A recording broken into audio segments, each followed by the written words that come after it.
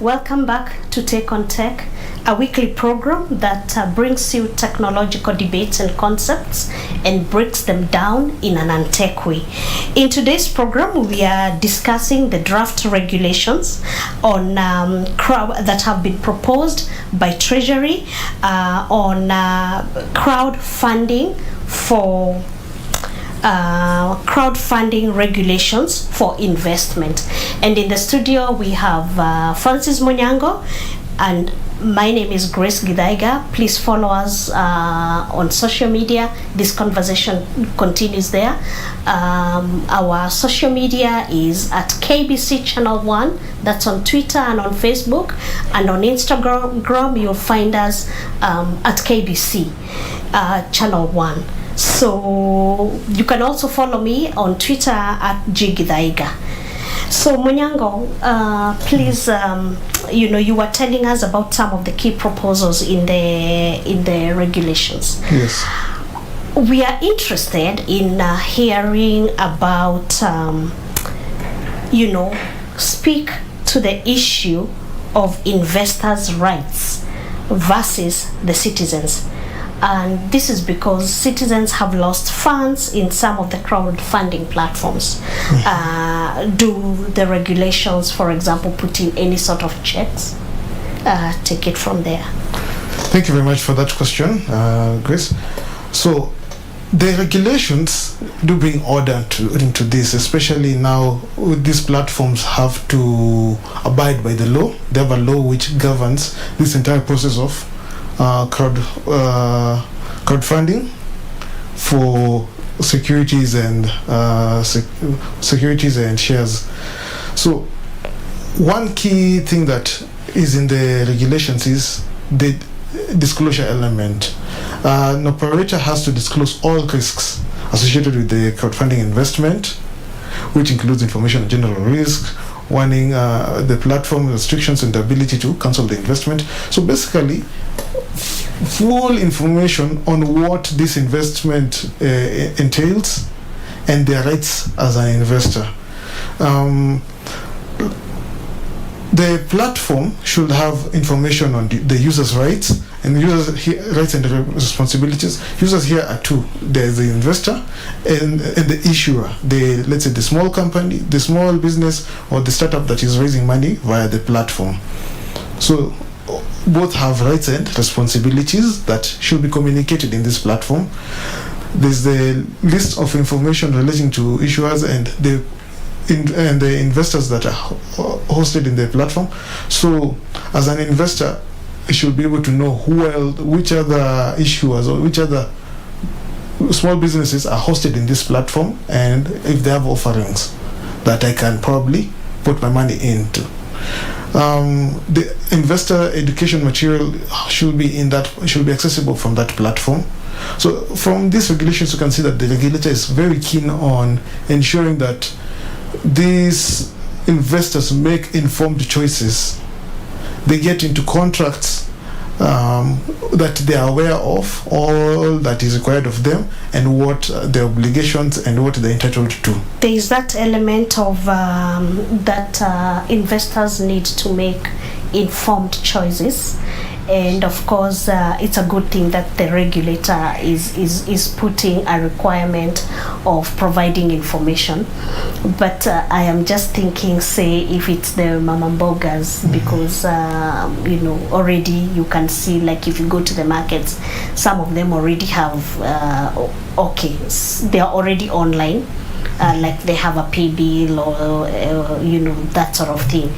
But the question is there a provision where people will be required or complied to actually read that information and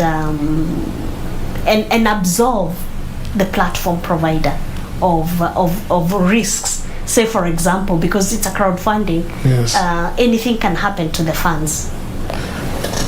That's a good question. I think that goes into the design of the platform And I think that's one of the proposals in which you can also forward to the Capital Markets Authority, because they're currently doing public participation for these regulations, and members of the public have been requested to send in their comments before the 11th of August of this year.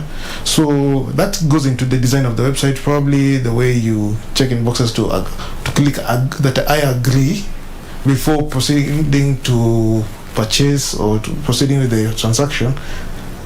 Probably that can be a requirement in the regulations, that even by design there should be some the platform should be designed in a way that enable people to proactively buy after understanding what they're getting into. Thank you so much, Munyango, for gracing the show. Thank you for having me.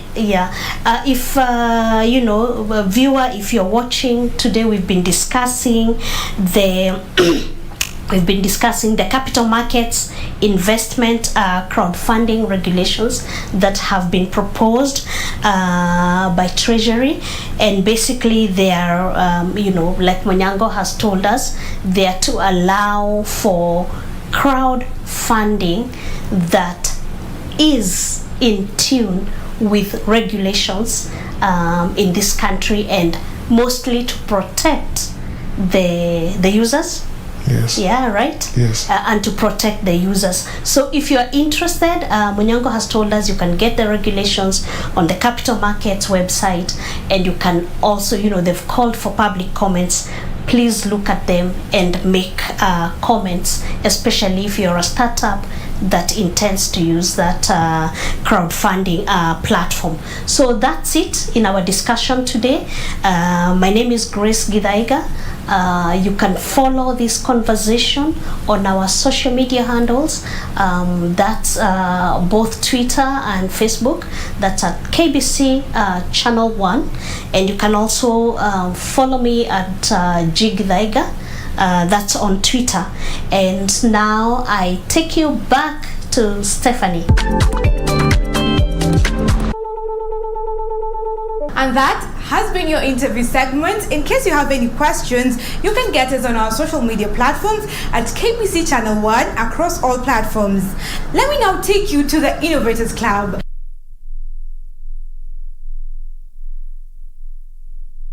On today's Innovators Club, we feature robotics for kids. And with us is Simon Kerr, a STEM educator at STEM Cafe, which is a learning center where kids and young adults, through play, explore the world of STEM, science, technology, engineering, and mathematics. Simon explains on the robotic career path. So my name is Simon Kerr, a mechanical engineering student at the University of Nairobi. I'm also a STEM educator at STEM Cafe, Nairobi.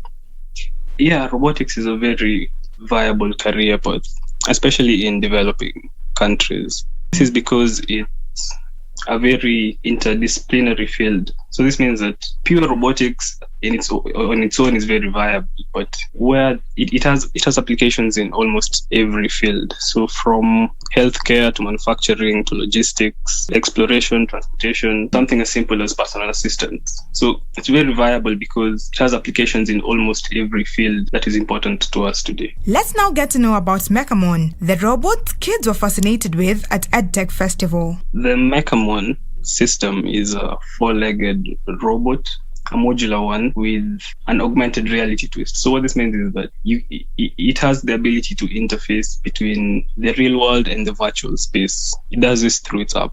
So the bot is controlled by inputting code into the companion app that comes with it. It was developed by a guy called Silas in Nigeria as an accessible robot for educational purposes. And this is what he means when he says Mechamon is used for education purposes. The bot comes with a companion app and to be able to make it do all these various functions. So the kind of code that we use with the bot is something we call block code. It's what we used to teach introductory programming. It's a very simple language, very intuitive as compared to writing out text code. So that makes it very accessible for educational purposes. process, because you don't have to have a background in deprogramming to be able to use it. It's also a very modular bot, which means all the parts can come out easily, can be replaced easily. So that's good because repairs are very easy, and making adjustments to fit each child's style is very possible. Children are taught everything from coding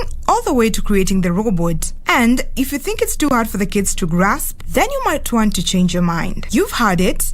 Any type of kid can pick up how to do robotics, and especially if the kid has an interest in science and technology. In case you need more reason to back that up, here it is. We teach them everything from the software, how to work with the software, how to write codes for the bot, the different types of commands. Then we go into the hardware. So this is what physical components does the bot have, what sensors does it have, what motors and actuators does it have. Then after we go there, we go into how to interface the bot with the software, so the hardware and the software. Then you go a step further and try and teach them how bots can be used to solve real world problems. You enjoyed the robots? Yes. Would you want to have one at home? Yes. So mommy will buy you robots, right? In Kenya, we do have robotic companies. However, there are just a few. The future looks robotics, and it is a viable career with a great demand in developing countries such as ours. In case you have a child with an interest in science and technology, then you might want to encourage them to try out this field. If you're an innovator or you know any who would like to be featured on Innovators Club, then reach out to us on KBC Channel 1 across all platforms. That draws the curtains on today's show, but we continue the conversation. You can get us on our social media platforms again at KBC Channel 1, or you can get me at Stephanie Ayeta across all platforms. Until next week, let's keep it tech. Adios.